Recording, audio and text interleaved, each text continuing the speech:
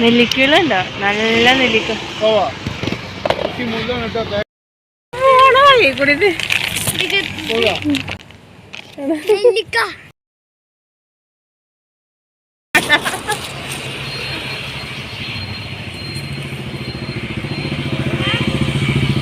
അല്ല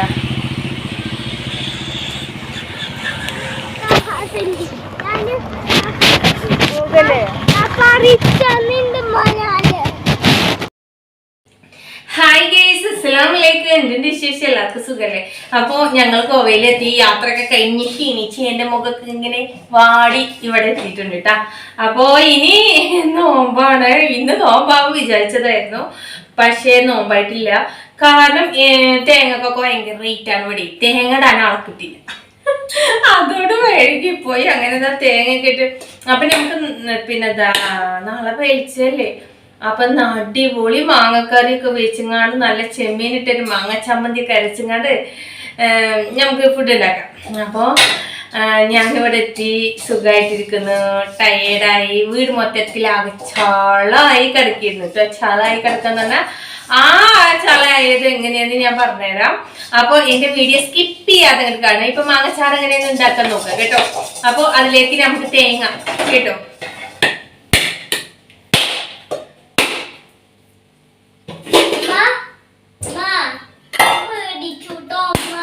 എന്തിന്?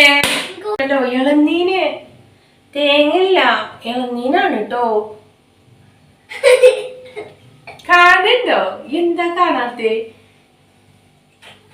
കണ്ടോ ഇളനീനും? ആ കുറച്ച് മൂത്തുക്കണൊക്കെ മൂത്തുക്കണം കേട്ടോ. അപ്പൊ വെള്ളം കുടിക്കട്ടെ. അപ്പൊ നമുക്ക് മാങ്ങക്കറി ഉണ്ടാക്കാൻ പോകാം കേട്ടാ. ബൈ. മാങ്ങയും പച്ചമുളകും മുളകും പൊടി മല്ലിയില്ല കേട്ടോ, സോറി, മഞ്ഞപ്പൊടി, ഉപ്പ് കുറച്ചിട്ടെടുത്ത്, കുറച്ച് മാന്തളാണ് കേട്ടോ. കണ്ട മാന്തളും കുറച്ച് ഈ ഒരു ചെമ്മീനില്ലേ, ചെമ്മീൻ വറുത്ത് വെച്ച ചെമ്മീൻ ഉണ്ടായിരുന്നു.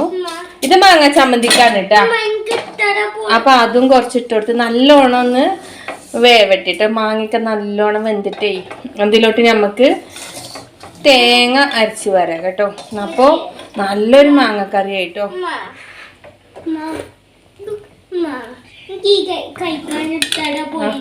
ആ അതെടുത്തോ. അങ്ങനെ അതിന്റെ കൂടെ ഇവനുണ്ട് കേട്ടാ.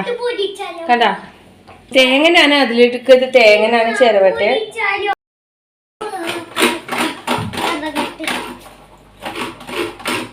അങ്ങനെ ഞങ്ങൾ തേങ്ങ ചിരവാണ് കേട്ടോ. അപ്പൊ നമ്മക്ക് ഇതിലോട്ട് തേങ്ങ അരച്ചത് ഉണ്ട് കേട്ടോ, അത് ഒഴിക്കാം. നല്ല ഇളം തേങ്ങ പോലെ ഉണ്ട് കേട്ടോ. അരക്കാനുള്ള മൂപ്പായിട്ടില്ല, അരക്കാനുള്ള മൂപ്പ് പോലെ ഉണ്ട് കേട്ടോ. നല്ല ഇതോടെ ജ്യൂസ് അടിച്ചാൽ മതിയെന്നാണ്, തേങ്ങ ജ്യൂസ് കേട്ടോ. തിളച്ചിട്ട് നമുക്ക്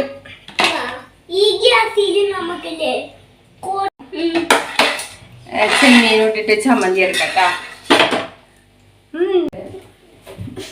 അല്ലടാ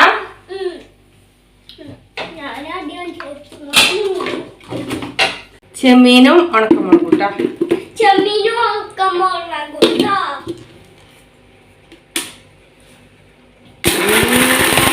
അങ്ങനെതാ ജോലി എടുക്കുമ്പോൾ ഒപ്പം മോനുണ്ടാവും കേട്ടോ. ഭയങ്കര അങ്ങോട്ടും ഇങ്ങോട്ടും ദോശ ചൂടാനാണെച്ചാലും എന്തിനും ഓന് മുന്നിലാണ് കേട്ടോ. ഞാൻ പണിയെടുക്കാണെച്ചാലും ഓനൊപ്പം ഉണ്ടാവും.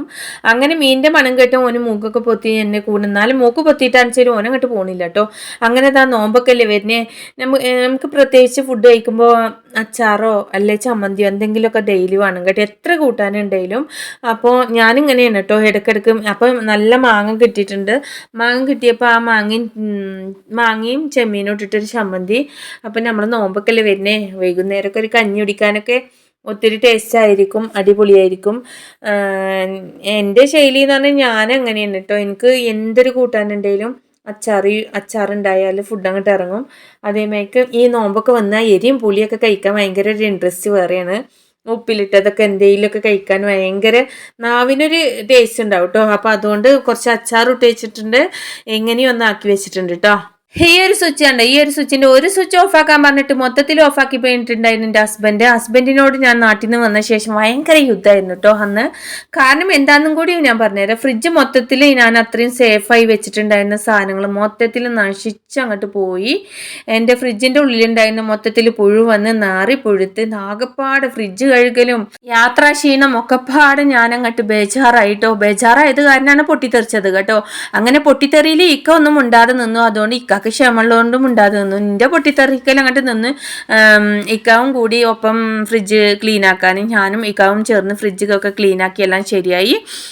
ഇതുപോലെ ആർക്കെങ്കിലും സംഭവിച്ചിട്ടുണ്ടോ വിരുന്ന് പോകുമ്പോൾ?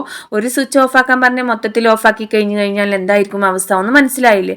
അപ്പോൾ അങ്ങനെ കുറച്ച് മുതലും പോയി, കുറച്ച് പണികളും കിട്ടി.